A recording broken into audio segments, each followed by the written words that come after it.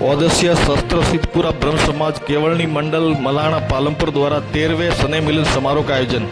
ओदस्य शस्त्र सिद्धपुरा ब्रह्म समाज केवलनी मंडल मलाना द्वारा 13वें स्नेह मिलन समायोजन का आयोजन किया गया, जिसमें गुजरात सरकार मंत्री श्री प्रवीण भाई माली एवं अनिकेत भाई ठाकर धारासभ्य पालमपुर ने कार्यक्रम में शिरकत की। मंत्री ने शाला में पौधारोपण किया। मंडल सदस्यों द्वारा मंत्री एवं धारासभ्य अनिकेत भाई का स्वागत सत्कार किया गया। कार्यक्रम में राजस्थान, गुजरात, 8 परगना से काफ़ी संख्या में समाज बंधुओं ने शिरकत की। मातृशक्ति भी काफ़ी संख्या में मौजूद रही। आप देख रहे हैं दैनिक लाइव न्यूज़ से हितेंद्र जोशी की रिपोर्ट।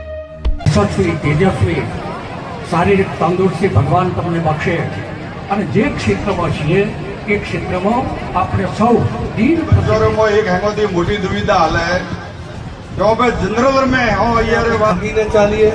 આપણો સમાજ ખૂબ સારો છે બીજા સમાજો કરતા। અસ્તુ ભારત માતા કી જય। તો ચેન્જ આવવા માંડશે। તો પરિવારની અંદર સંપ રાખવા માટે અમુક બાબતો છે। પહેલું તો પરિવારમાં પ્રેમ રેડો। કોઈ પણ દીવો હોય એની અંદર ખાલી દિવેટ મૂકવાથી દીવો નથી પ્રગટી જતો, એની અંદર જરૂર પડે છે તેલની, અને એ તેલ જે આપણે કહીએ છીએ આપણો પ્રેમ, એ આ રેડો તમારા પરિવારમાં, તો તમારો પરિવાર જોડાયેલો રહેશે।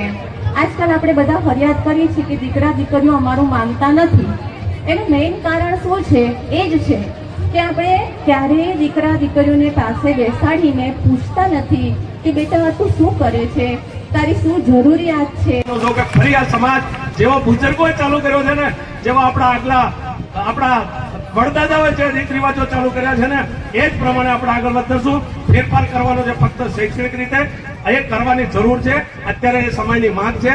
સંગીતાબેને ઘણી બધી વાત કરી છે। સાહેબ, જ્યારે સીતાજી વનમાં ગયા ને ત્યારે તો મિથિલા નગરીની દીકરી હતી, અને મિથિલા નરેશ હતો। એને એમ ખબર હતી કે ભાઈ સીતાજીને વનવાસ નતો માંગ્યો, રામે માંગ્યો હતો।